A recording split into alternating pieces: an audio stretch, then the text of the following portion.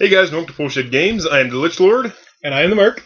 And tonight we're going to be talking about Dropzone Commander for the... Well, not the first time, but for one of the first times after actually playing. We're going to be talking about our first game of Dropzone Commander. Yep. Also, either before or after this video at some point, depending on which of us puts things up first, there will be a series of photos from the game on our Facebook page and our Google Plus account. Yep. And I will string those pictures together into a type of slideshow battle report for you guys. So keep your eyes out for that. Also, I got some new painted minis, which I'm probably going to show you some of during this video, and I'll probably put some of them up on Facebook and, Always probably cool. just Facebook. Always cool. Yep. Now, this is going to be kind of an after-action report of our battle, and kind of a combination talking of the starter set. Yep, and a bit of first impressions of playing the game. Yeah. So first, why don't we talk about just the starter set? Because we played the two-player starter box. Yes. That's all we had tonight. That's all we played. Just as a product, the two-player starter set, I would give like a 10 out of 10. Yeah, it's great. I mean, I found it a bit cheaper on Amazon for $70. I think you can get it from like the War Store or Miniatures Market for like 80 or 90 or something like that. I think it's 80. Yeah. But I mean, for what you get inside it, it's well worth the money. And you get two playable armies. You get two starter sets. Yep. You get terrain. You get two maps and two posters. Not maps, but play mats, and they're also posters. If you I'm assuming we'll probably end up using it a few times, and then after a while, be like, well, we'll just use the poster on the wall or something like that. And what else? You get tokens. You get dice. Get, templates. You get a little tape measure, dice. Get a little Hawk Wargames tape measure. Yep. And you also get quick reference sheets and for each army. For both armies. And a scenario reference. Yep, and sheet. Scenario reference. So you get, I mean, you still need the rulebook, and it gives you the rulebook, actually, too. Yeah. But you can actually pretty much play pretty well with just the starter set and just with the reference sheets they give you. You have to look in the book now and then, which we did. But I know that a lot of people on the Hawk Wargames forums said that you could just, like, play the starter set for like a month or two and have plenty of fun and replayability with it. So that's nice. And I know a lot of people suggested if you're going to play the two armies out of the box, to just buy another one of the two-player starter sets. Yeah, actually, that's pretty good. I mean, you get double the stuff. Yeah, because then it would give you 6 main tanks for each faction, 6 AA, 6 APCs, and 2. Yeah. And just buy a few like special units if you want to get them or whatever. Which I might do this month. I'm not sure. We'll see. Yeah, I'm not, because I'm waiting for the Resistance to come out. Oh. I like the UCM, but I want to play the damn Resistance. Well, it's cool, too, because, I mean, UCM and the Resistance are not the same. They're obviously very different. But they're kind of natural allies. Yeah. So as to the game, because the starter set, aside from... The only problem, like, if I have one complaint, the cardboard buildings, while they're nice, they're a little... chintzy. A little finicky. Not chintzy. Yeah, I mean, they're pretty heavy duty. Yeah. But they're just... There was a little bit of a mispack in the box we got. One of them was ripped. Yeah. But they're just a little, like... Obviously, if you're not planning on just packing them away and unpacking them and putting them together each time you play, you'd put a little tape or glue and then keep them together better. Yeah. So, that's the only complaint. And that one's just tiny little... But, even then, I'd rather have them give us the cardboard ones and not have any at all. Yeah. So I guess... Yeah. But I know what you mean. They are... I mean, they work, but... Yeah. I mean, obviously, when you get more into the game, you're going to want to maybe buy some or maybe make build your own. Them or... Yeah. But, onto the game, like, the mechanics of the game are so simple. A lot simpler than I thought, because I remember just looking through the book and being like, oh, this seems kind of complex. Yeah. But I don't know, when we started, I mean, the stat line, everything's obvious what it is. The abbreviations and everything are very clear, like movement, armor, things like that. And I don't know, just the way everything's right there. You know what you need to hit, and it's very easy to find out what you need to wound. Yeah. And it's very easy even to memorize the chart, which I kind of... And the nice thing that I like, too, was there's no, like... Well, in 40k, like, I guess you don't have to...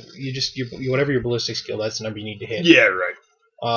But it's even a step simpler in Dropzone Commander because it tells you what you need to hit right on the stat line of the gun. Right, exactly. Which is pretty nice. One thing that I definitely learned from playing this game is don't let your AA die. No, it's very important. Very, very important. Because if one player can manage to get air superiority, it's a bad day for the other player. Yep. Which is kind of what happened. I played the Scourge, and the first... I wasn't quite... We didn't use reaction rules. We weren't exactly sure what it did, so we just were like, well, we'll just play without it for this game. And I zoomed my AA up, and they just sat there and they got killed. Yeah. And I was like, oh, yeah, about that. But yeah, you definitely don't want to do that. No. And once that happens, basically, you can't. Well, infantry can, but other stuff can't take out. Infantry can. Aircraft. That was kind of the one thing I thought was a little weird. Was the heavy machine guns and Gatling guns, for coax weapons on my UCM stuff, couldn't shoot aircraft, and it felt like they should have been able to. Yeah. But it is what it is. Overall, I liked the playstyle of the UCM. It was they have good armor. They have pretty well-rounded guns. Mm. Not a lot of special rules to make them fancy or anything. They're just kind of the robust humans that you think of when you look at the models. Yeah. Yeah, the Scourge are fast and they hit hard. They're kind of crunchy. I noticed that most of their armor is 8, and most of the UCM armor is 10. But they're a bit slower. Yeah. Where you can move 9 inches and still shoot. Yeah, I can move 9 inches and shoot an Energy 11 weapon, which is pretty good. My guys all can just move 10. Yep. I mean, they move 4, and then they can shoot. Right, right. Even the ships can only 9 inches if they want to shoot. Yeah. So I noticed that infantry is pretty much evenly matched also. Yeah, basic infantry versus basic infantry. If I were to expand my UCM, I want to get some of the special forces. The elite, which are better at melee. But I don't know if I'm going to expand my UCM because the resistance is just so cool. Yeah, I don't know. At first, I wasn't sure about the Scourge, and then after I play him, I painted some stuff up, which I will show you in a minute. I really enjoyed painting it, and I really liked playing it too. So I think I might just expand that and stick with the Scourge. And I will say, it was kind of a first here for us in Poolshed Games where I had a fully painted... We almost had 2 fully painted armies on the table. And between the 2 of us, in all the time we have spent playing miniatures games, that has it's not happened, ever. This has been the first year where I've actually, well, first, I have an area now where I can actually go paint, which is very important because if just trying to paint when other people around you is a pain in frustrating. The ass. Yeah. So I finally got an area where I can paint. And I've had a lot of fun doing it, and I can tell you have too. Maybe you got a bit more than I got painted done. Mm-hmm. So I would I've been toying with when I go back to school, taking the paint set with me and just painting at school. But there's little issues there. I don't want to have to worry about getting paint on anything and pay for it and shit like that. But I guess I can show you the miniatures I painted.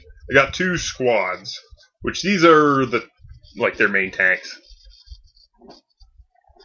As you can tell, it's just kind of I have Vallejo paints, and I basically used reflective green, and then the top part is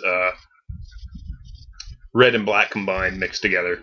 And basically I just kind of dry brushed it with lime green to give it that glow, and I used blue wash.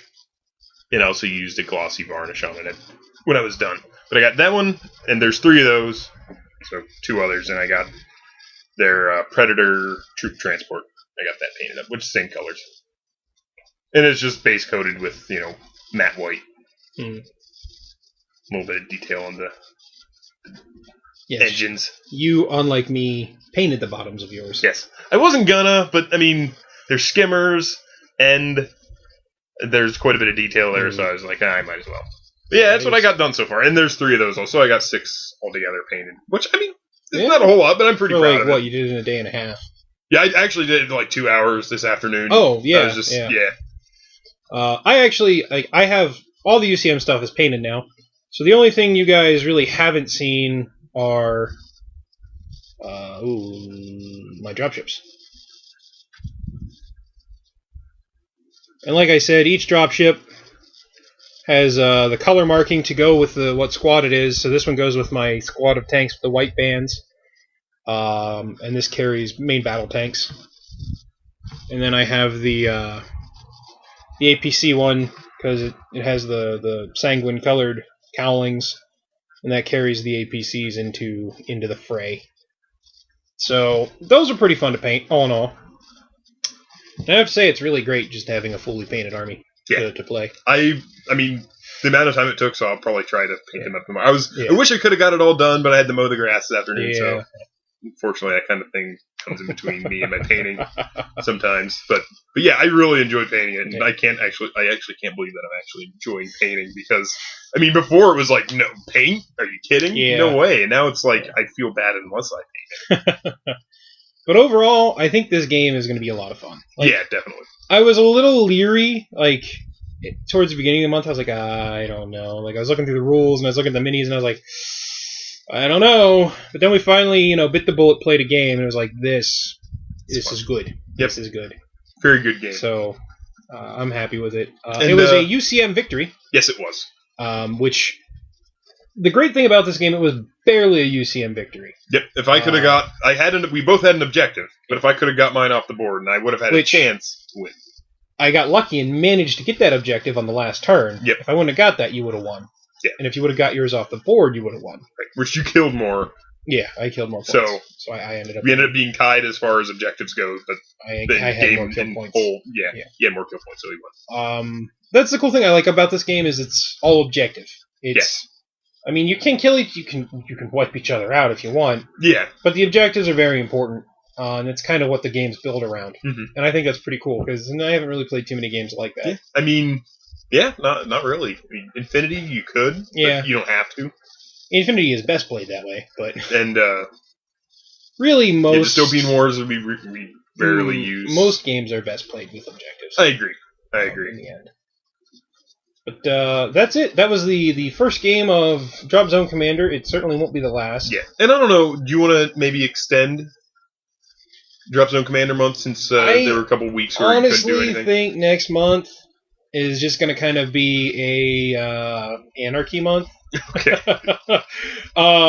Just random stuff. Yeah, I think we're going to talk a little bit about Dead Zone. Okay, yep, that'd be good. We'll play a couple more games of Dropzone Commander, and I have a couple of new RPG core books that I'm going to be going over and doing reviews of once I start reading them and running one of them up at school. And I guess there will be a few odd bits of things coming in if we start up the Star Wars campaign. I'm thinking about doing with a group and just little stuff like that. So that'll be next month. Next month is going to be kind of all but that's I think we have one more. That'll be just that'll be the month that's like that, and then we'll go back to we're doing whatever. But hopefully you guys liked the video. Subscribe. Yeah, share us with your friends. Comment. And we'll see you next time here at Bullshit Games.